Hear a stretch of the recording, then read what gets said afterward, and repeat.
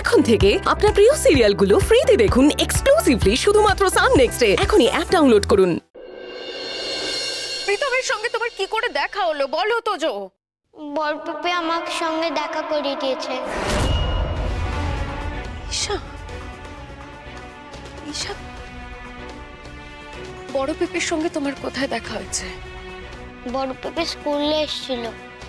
কি? তারপর?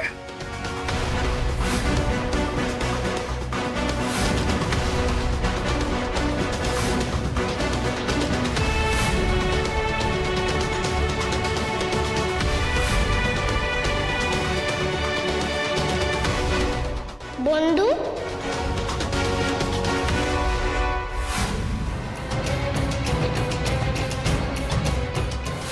আমি তোমার কাছে হাত জোর করছি, দেখো তোমাকে জাগৃতির কাছে নিয়ে চলো প্লিজ, প্লিজ তোজো।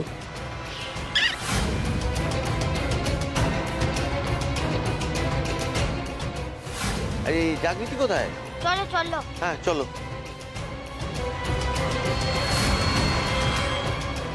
তুমি এসব আমাদের কাউকে আগে থেকে জানাওনি কেন? কেন জানাওনি?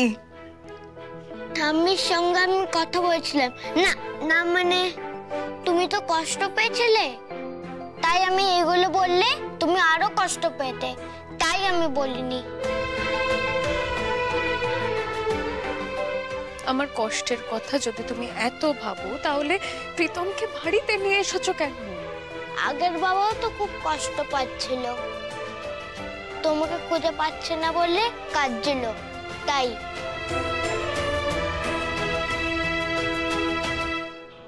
দেখো দেখো দেখো কি টান, আগের বাবার প্রতি তোমার ছেলের কি টান দেখো।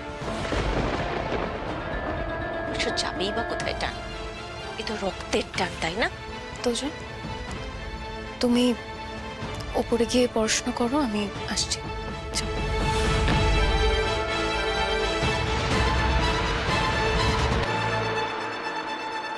কিছু মনে করবেন না মা, তোজো নিশ্চয়ই অন্যায় করেছে, কিন্তু ও এখনো বাচ্চা। অনিরুদ্ধবাবু তোজোর ভাবনার উপর জোর করে কুসংস্কার চাপাতে চাননি। উনি চাননি যে তোজো ওনার থেকে সরে যাক, দূরে সরে যাক, ওনাকে ভুল বুঝুক, উনি এটা চাননি। কিন্তু আপনি আমাকে একটা কথা বলুন তো, তোজোকে যে এই কাজটা করতে উস্কেছে তার কোনো দোষ নেই? প্রীতম বাবুর কোনো মানসিক সমস্যা হচ্ছে বলে আমাদের মনে হলো। হ্যাঁ, ওর একটা অ্যাক্সিডেন্ট হয়েছিল, আর তারপর থেকে তোজো দাদু ভাই জন্মের পর থেকে সব কিছু ভুলে গেছে। তাহলে আপনারা ওনাকে একটা ভালো ডাক্তার দেখান। এবার দেখাতেই হবে, ওকে আর বাড়তে দেওয়া যাবে না। অনিরুদ্ধ, আমি তোমার কাছে ক্ষমা চাইছি বাবা। দেখো, আমার এই ছেলেটার জন্য, অনেক কুলাঙ্গার ছেলেটার জন্য তোমার আর জাগৃতির মধ্যে সম্পর্ক যেন কোনোভাবে নষ্ট না হয়। সেটা হলে কিন্তু আমি মরে গিয়েও শান্তি পাবো না। প্লিজ আপনারা এসব কথা বলবেন না, আপনারা প্লিজ টেনশন করবেন না। আমার সাথে জাগৃতির আন্ডারস্ট্যান্ডিং আছে, যাই হয়ে যাক না কেন জাগৃতির সাথে আমার কোনো ভুল বোঝাবুঝি হবে না।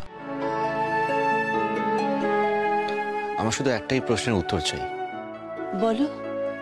প্রীতম বাবু তোজোকে চিনতে পারছেন না, তার মানে উনি তোজোকে খুঁজতে বেরোর হননি। তোজোর উপর ওনার অত টান আছে বলেও আমার মনে হয় না। তো তোজোর সাথে প্রীতম বাবুর দেখাটা কে করিয়ে দিল, আমি সেটাই ভাবছি। দেখো জাগৃতি, আমি মানলাম না হয় ঈশা ওকে উস্কে দিয়েছে, তা বলে তোমার ছেলেই বা সেই ফাঁদে পা দেবে কেন? তার মানে তুমি ছেলেকে ঠিক মতো শিক্ষা দীক্ষা দিতে পারোনি, সেটাই প্রমাণ হয় তো জাগৃতি? ঠিকই বলেছেন আপনি, ভুলটা আমার। আমি তো এতদিন ধরে তোজোকে এই শিক্ষাটাই দিয়েছি যে গুরুজনদের সম্মান করা উচিত, তাদের কথা শোনা উচিত। কিন্তু এখন ভাবছি এই শিক্ষাটাও আমার দেওয়া উচিত ছিল, যে গুরুজনদের মধ্যে এরকমও অনেকে থাকতে পারেন যারা ঠিক আর ভুলের পথটা গুলিয়ে সর্বনাশের রাস্তায় ঠেলে দিতে পারে।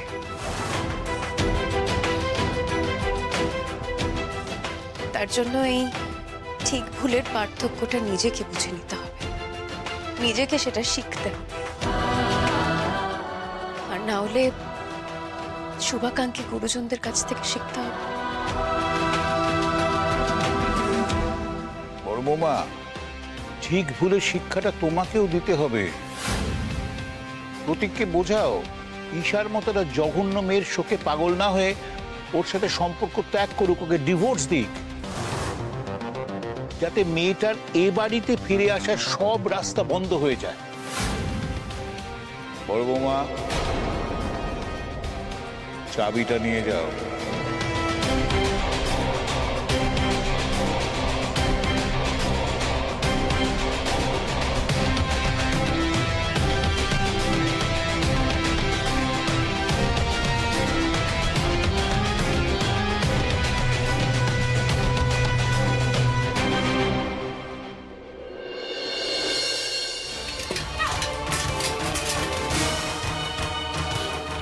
এসব কি করছেন? এগুলো কেন করছেন আপনি? তো কি করব, বুঝতে পারছি না কি করব। জাগৃতির লাইফটা যত হেল করতে চাইছি ততবার আমি ফেল করে যাচ্ছি, কিচ্ছু করতে পারছি না। আমার দাদাটা হয়েছে 1 নম্বরের অপদার্থ। ওকে পাঠালাম কোথায় এতদিন পরে জাগৃতির সাথে দেখা হওয়ার পর ওর বরকে দেখে ঝামেলাও শান্তি করবে, তা না উনি সুইসাইড করতে গেছেন। গাধা একটা।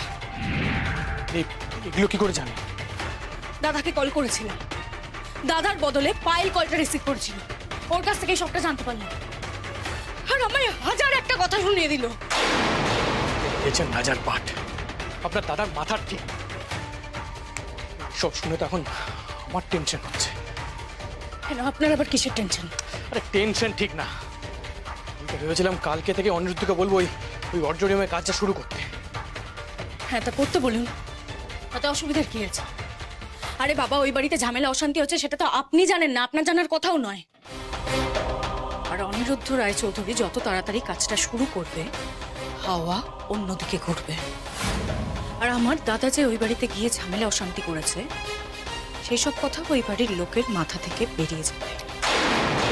আপনার কি মনে হয় এত বড় একটা ঘটনা ঘটে যাওয়ার পর অনিরুদ্ধ কাল থেকে কাজটা শুরু করতে রাজি হবে? যাতে রাজি হয় সেই ব্যবস্থা করুন মিস্টার সেন। সবটা কি আপনাকে বলে দিতে হবে নাকি?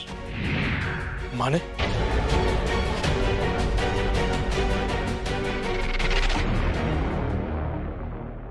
মানে আবার কি?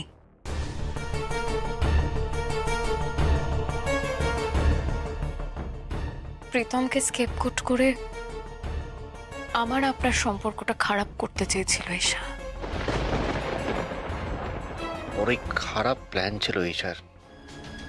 ঈশা না এখনো বোঝেনি যে আপনার আমার সম্পর্কটা কতটা গভীর। মাঝখান থেকে প্রীতমের অ্যাক্সিডেন্ট হলো, আর সেটা যেটা হলো খারাপ হলো, বাকি আরো খারাপ কিছু হয়নি। হলেও কিছু এসে যেত না ঈশার। ওর মতো মানুষেরা না শুধু নিজেকেই ভালোবাসে, কাউকে। কিন্তু আমার না প্রীতমের জন্য খারাপ লাগছে, জানেন কেন বলুন তো? দেখুন, আগের সিচুয়েশন আর এখনকার প্রীতমের সিচুয়েশন কিন্তু আলাদা। অ্যাক্সিডেন্টের পর কিন্তু প্রীতম আগের মতো নেই, ওর কিচ্ছু মনে নেই। তোজোর জন্মের পর সবকিছু ভুলে গেছে প্রীতম। তাই নিজের বউকে আর বাচ্চাকে ফিরে পাওয়ার জন্য মরিয়া হয়ে গেছে। কি জানেন তো, একটা কথা ভাবছি, যদি এই টান আর ভালোবাসা প্রীতমের আগে থাকতো তাহলে হয়তো সংসারটা ভাঙতো না।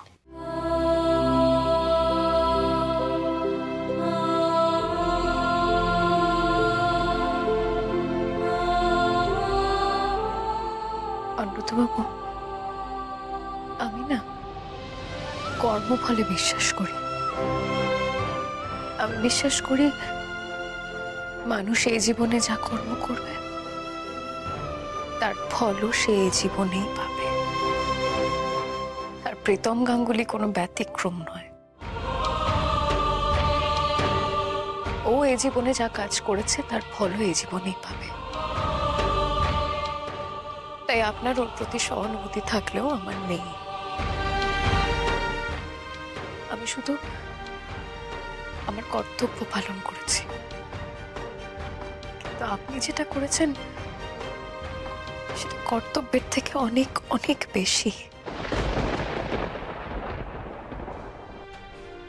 আপনার স্ত্রীর প্রাক্তন স্বামী আপনার বাড়িতে এসে অশান্তি করেছে, ঝামেলা করেছে, আপনাদের বাড়ির লোকজনের সামনে, বাইরের লোকজনদের সামনে আপনাদের বাড়ির মাথা হেট করেছে। কিন্তু তবুও আপনি তাকে নিয়ে হসপিটালে গেছেন, তার ট্রিটমেন্ট করিয়েছেন, বাড়িতে পৌঁছে দিয়েছেন। আপনি শুধু আপনার কর্তব্য করেননি, তার চেয়ে অনেক বেশি করেছেন। তার জন্য আপনি আমার চোখে অনেক বড় হয়ে গেছেন, সবার চোখেই তাই। অন্তত আমার চোখে তো আপনার সম্মান অনেক বেড়ে গেছে। যখন প্রীতম এই বাড়িতে আসার পর আপনার যে অবস্থা হয়েছিল আমার সেটা ভালো লাগেনি, আমার খারাপ লাগছিল আপনার জন্য। তার উপর প্রতীক আর মা সবকিছুর জন্য আপনাকে দায়ী করছিল। তাই নয়, বাড়িতে বাবা মা ওরাও তো কত চিন্তায় পড়ে গেছে। ওদেরও তো প্রীতমের জন্য। কি ব্যাপার, আপনার চোখে জল কেন?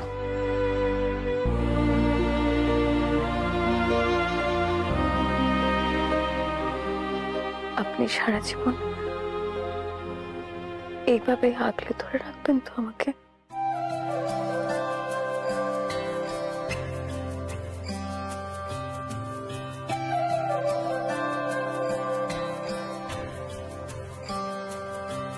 দুটো পাড় এত টান, তবু কিসের ব্যবধান? কিছু ভুল কিছু ঠিক, লেখে অবাধ অভিমান। দুটো পাড় এত টান, তবু কিসের ব্যবধান? কিছু ভুল কিছু ঠিক, লেখে অবাধ অভিমান। যেখানে দুজনে বেঁধেছিলাম বুক, সেখানে কেন যে জমলো অসুখ? দ্বিতীয় বসন্ত এসে আগলে রাখুক ভালোবেসে। দ্বিতীয় বসন্ত এসে আবার ভেজাক সেই সুখে। দ্বিতীয় বসন্ত, দ্বিতীয় বসন্ত, দ্বিতীয় বসন্ত, দ্বিতীয় বসন্ত।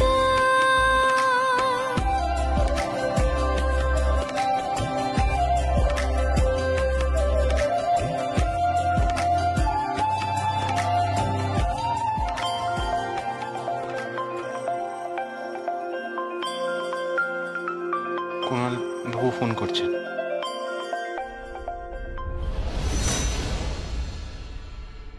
হ্যাঁ কুণাল বাবু বলুন।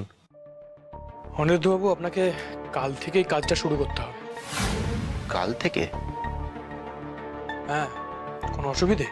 না মানে এখনো সাইটে মালপত্র পৌঁছানো হয়নি, লেবারদেরও কিছু বলা হয়নি, তাই ভাবছিলাম কাল থেকে কি করে, মানে অন্তত একটা দিন সময় দিলে ভালো হতো। হ্যাঁ, তো ওদের সময় দিন না, ওরা পরশু থেকে কাজে লাগুক। আপনি কালকে উদ্বোধনটা করে দিন। দেখুন, কালকের দিনটা খুব শুভ, এই মাসে আর কোনো শুভ দিন নেই কিন্তু। আচ্ছা ঠিক আছে, সেটাই হবে। Thank you. তবে আমার আরেকটা রিকোয়েস্ট আপনাকে রাখতে। হ্যাঁ বলুন না। দেখুন, এই রিকোয়েস্টটা শুধু আমার নয়, আমার স্কুলের প্রত্যেকের রিকোয়েস্ট, মানে বোর্ড মেম্বার, প্রিন্সিপাল, টিচার, সবার রিকোয়েস্ট। এই প্রজেক্টের উদ্বোধন ম্যাডাম জাগৃতিকেই করতে হবে। জাগৃতিকে? হ্যাঁ, আসলে আগের দিন ওই ওয়ার্কশপটা সাকসেসফুলি কন্ডাক্ট করার পর স্কুলের প্রত্যেকে ওনার ফ্যান হয়ে গেছে। বলছি, আপনি প্লিজ কাল ওনাকে নিয়ে আসুন। ঠিক আছে, আমি জাগৃতিকে বলছি। আচ্ছা, কটা নাগাদ যেতে হবে? হ্যাঁ, ওই স্কুল শুরু হওয়ার একটু আগে আসুন, বেশিক্ষণ সময় লাগবে না। প্রিন্সিপাল, টিচার সবাই থাকবেন। ঠিক আছে, তাই করব।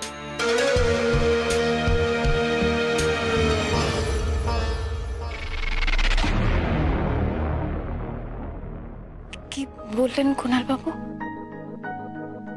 উনি বলছেন যে স্কুলের অডিটোরিয়ামে কাজটা কাল থেকেই শুরু করতে হবে, আর উদ্বোধন করবেন আপনি। আমি? Yes, the one and only Jagriti Roy Chowdhury.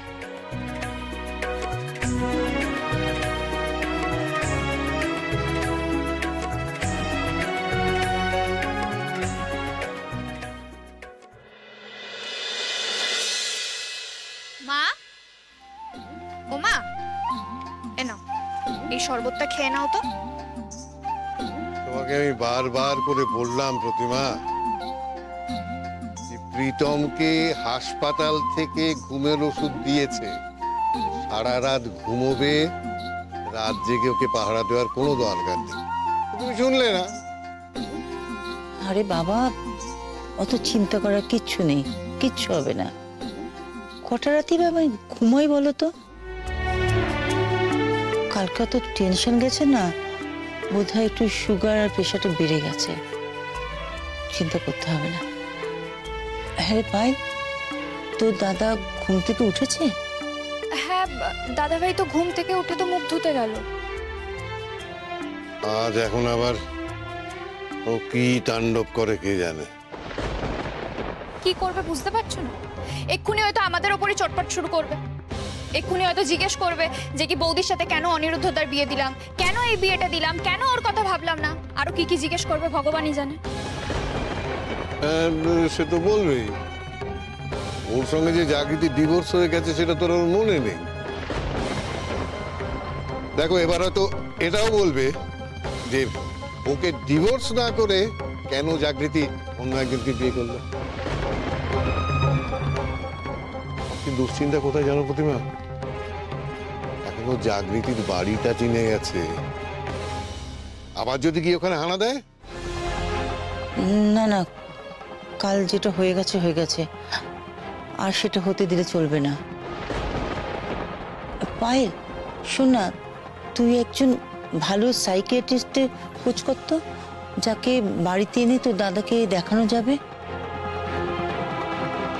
নইলে তো জোর করে ওকে অ্যাসাইলামে নিয়ে যেতে হবে। অ্যাসাইলামে নিয়ে যাওয়ার কোনো দরকার হবে না।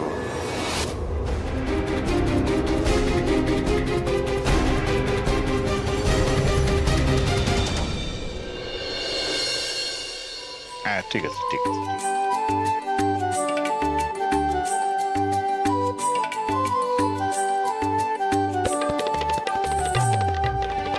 দেখি পিসিমুনি, ঘুম পার পেয়েছিস না? All the best. আমার আন্তরিক শুভকামনা রইল, সফল হও। অল দ্য বেস্ট দুজনকে। আজ থেকে কিন্তু নিউ জার্নি স্টার্ট। হ্যাঁ জাগৃতি, তুমি এই প্রজেক্টটা উদ্বোধন করছো, এটা আমার কাছে অত্যন্ত গর্বের।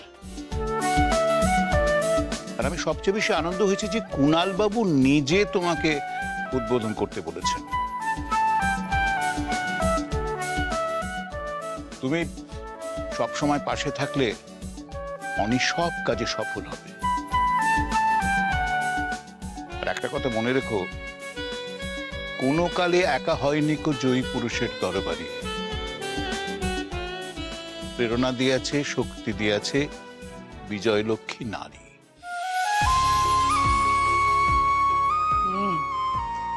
অনি, এই প্রজেক্টটা আমাদের কাছে খুব ইম্পর্টেন্ট, সেটা তুই জানিস। আর জানো তো বাবা, আমার কিন্তু একদম টেনশন হচ্ছে না। কেন বলো তো? কারণ অনির পাশে এবারে জাগৃতি আছে।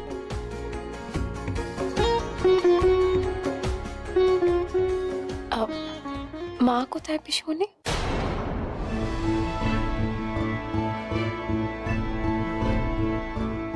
পিসিমণি কি হলো? মা কোথায়? মা আমাদের আশীর্বাদ করবে না? দেখ না, বড় বৌদিকে তো বললাম অনেকবার করে যে অনি একটা নতুন প্রজেক্ট শুরু করছে, যাও গিয়ে একটু আশীর্বাদ করে এসো। কিন্তু জানিসই তো বড় বৌদিকে। কিন্তু মায়ের আশীর্বাদ না নিয়ে তুমি যাবো না।